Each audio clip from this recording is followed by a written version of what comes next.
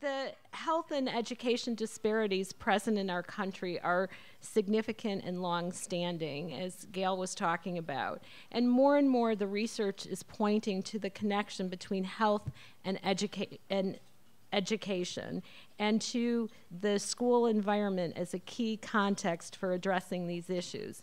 So I am very pleased to have Dr. Charles Basch with us today.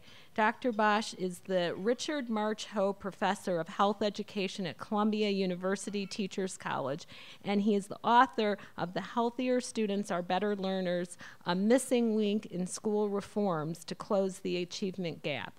Please join me in welcoming him to Chicago.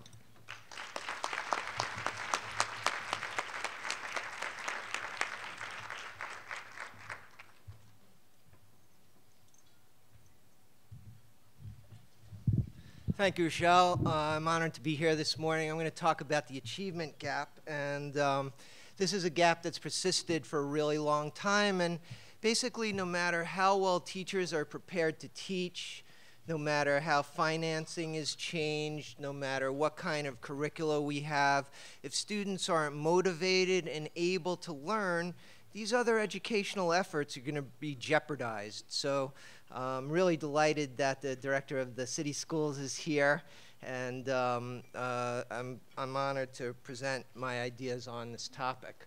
Educationally relevant health disparities have a direct effect on students' motivation and ability to learn. And yet these factors have been largely overlooked in efforts to close the achievement gap. And I argue this is one reason why we've made very limited progress in this respect.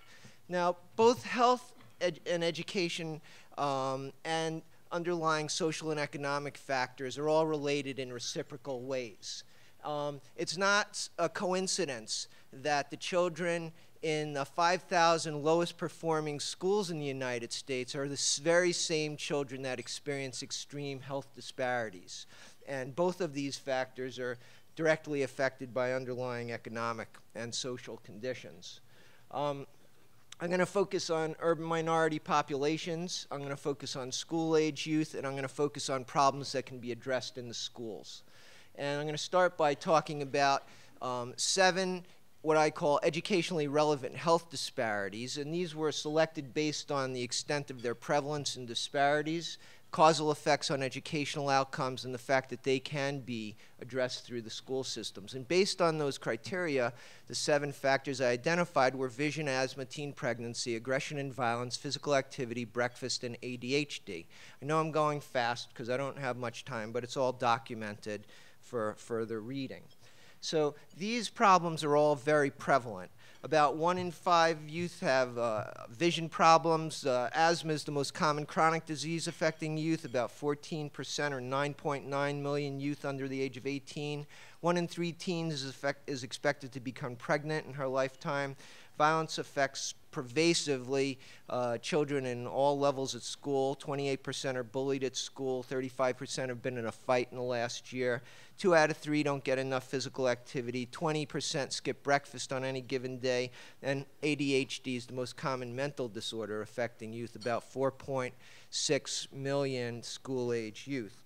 Now, as prevalent as all of these factors are, they greatly disproportionately affect urban minority youth. This next slide shows how Black and Hispanic youth have far more visual problems, as do youth from low-income families.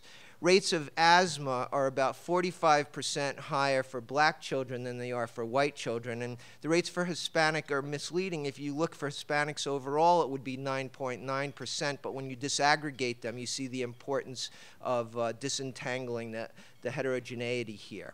Now, what's more important than asthma is poorly controlled asthma, and you see these very same disparities as indicated by overuse of emergency rooms and underuse of efficacious medications.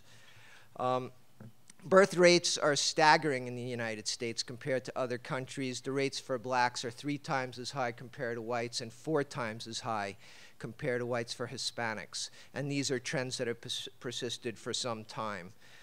Percentage of students who've been in a fight in the last year, again, you see the rates for Blacks being upwards of 50% higher and for Hispanics being 30% higher than for whites. Now look at these data. 1 in 10 Hispanic high school students reports missing 1 or more school days in the last month because they were afraid to be at school or afraid to travel to and from school. So aggression and violence in schools directly affects opportunities for learning. We see here that females don't participate in physical activity in general, and this trend is much more common in Black and Hispanic females.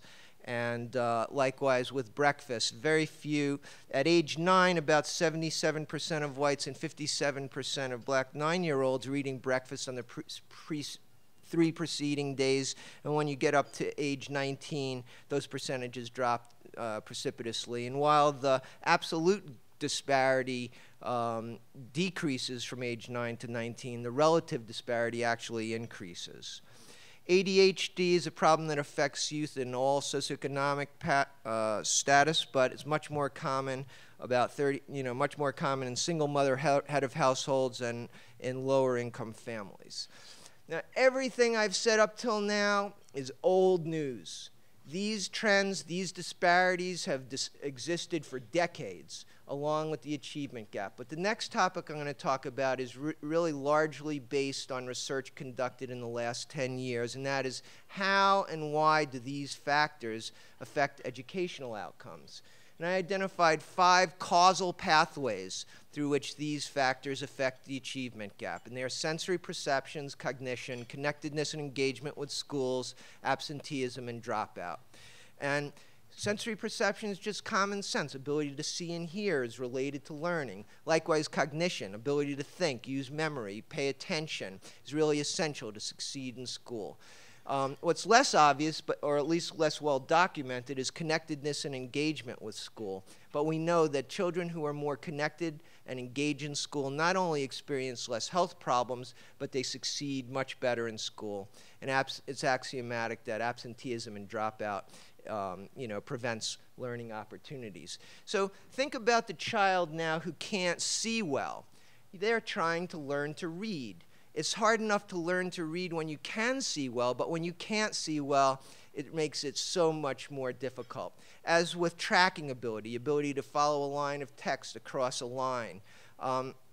These are really essential academic skills. And while we have vision programs on a widespread basis, the extent to which there's adequate follow-up to help ensure that children get the eye care they need is often really lacking. Children with ADHD not only have more vision problems, but they seem to have perceptual problems with respect to timing mechanisms. And timing mechanisms are following a sequence of events. For example, solving a mathematics problem or writing a story, first, then, finally. And these are thought to directly interfere with their ability to learn. Cognition is kind of a basic aspect of learning. If you can't think clearly, use memory, pay attention, it's going to be much harder to succeed in school. And all 6 of the 7 problems I identified directly affect cognition. Vision is pertinent with respect to visual motor integration. Children who have vision problems often have visual motor integration problems. So that means, can I see something on the blackboard and then write it down in my notes? If I can't do that, it's going to be much harder to succeed, and it's been shown that children with such problems do have much worse scores in reading, mathematics, and spelling, and things like that. Asthma primarily affects cognition, and we're talking about poorly controlled asthma here by its effect on sleep deprivation. As somebody with 6 children, I know a little about sleep deprivation, and if you don't sleep properly, it definitely interferes with your ability to pay attention, your ability to think clearly and focus attention. And children with poorly controlled asthma have chronically disrupted sleep. Aggression and violence has been shown to affect the extent to which children can pay attention in school. It's associated with intrusive thoughts and distracted behavior. Not to mention the fact that anybody in a school knows too well, when the school is characterized by aggressive and violent behaviors, it disrupts learning opportunities for all the students in the classroom.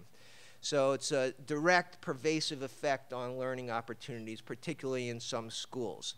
Now, with respect to physical activity, molecular biology and biochemistry research have shown a lot about brain chemistry and neurotransmitters and oxygen saturation in the brain that shows how physical activity affects our ability to learn. Now, the Greeks knew this about 400 BC intuitively, and they knew the connections between a strong body and the strong mind, but it's only about the last 10 years that neuroscientists have really shown empirically why that's true.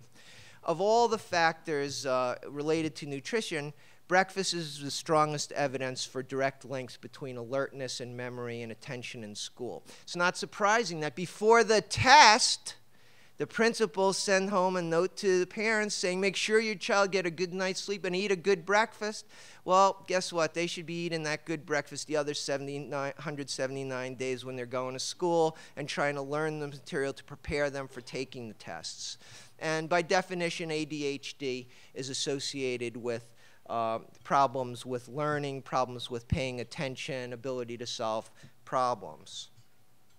Now, connectedness, as I say, is less well known or less accepted as a determinant of academic success, but the empirical evidence is very strong, and I think it's unequivocal, that shows that the children are more connected and engaged in school, they do better. They also exhibit far fewer behavioral risk factors. So think of the child with visual problems or visual motor integration problems. No matter how hard they're trying, they don't succeed. What's going to happen? They're going to become demoralized. As a result of that, they're going to become disengaged in school, and they're going to become less connected and motivated to attend. Children with asthma tend to be less poorly controlled asthma, tend to have comorbidities. They tend to have comorbidities related to more anxiety, more depression. They tend to be less connected and engaged with school. It's not surprising that if you attended a school where there was a lot of bullying, where there was a lot of verbal aggression and physical violence, that you would feel less connected there. Connectedness in school relates to believing that the people in the school care about you as a person as well as a student. So a school characterized by lots of aggressive behavior rather than kindness and empathy is not going to be the kind of environment that's going to cultivate connectedness and engagement. Physical activity also provides an opportunity for connectedness with school, and cooperative and respectful behavior on the court can also translate into such behavior in the classroom. ADHD, one of the most tragic consequences of ADHD is that these children don't have close friends, and they tend to have lots of problems with their social relationships with adults as well. Finally, I'm running out of time, so I can tell you that it's unequivocal. Children with asthma, poorly controlled asthma, are absent more. Aggression and violence, we also showed you. You know, the children are afraid to go to school. It's going to cause absenteeism. Children who are more physically active and eat breakfast are healthier. They're absent less. They're late less. Children with ADHD are absent far more. And we know that teen pregnancy is associated with dropping out of school. Children with ADHD are much more likely to drop out of school. So, you know, if children can't see well, if they can't integrate between their eyes and their brains, it's going to be much harder for them to learn basic essential skills like spelling, reading, math, and so forth. If they're up at night and feeling anxious because they may have an asthma attack, or they can't pay attention because they're too tired in school, their ability to concentrate is going to be greatly compromised. If their relationships at school with peers and with teachers are negative, they'll be less likely to be connected and less motivated to attend and able to learn. If they're not in school because of uncontrolled asthma or ADHD, or because they're afraid to travel to or from school, they'll miss important learning opportunities. If they drop out because they're failing or because they're socialized to believe that even if they do succeed, there's no better opportunities that lie ahead, or because if they become pregnant, there are no resources to help them complete school, it's not likely that they can succeed. And if they cannot focus their attention and succeed socially, it's unlikely that they'll succeed emotionally. Now, I have 30 seconds left, and in that time, I would just like to say that one of the mistakes we make, I'm asked the question, well, what's the single most important thing to do? And the single most important thing to do is not try to do one single most important thing. These things collectively, we have a very categorical medical approach, but these things have to be addressed collectively as a set of priorities if we're expected to have a meaningful effect. And I'll stay on my time and end on that note. Thank you very much.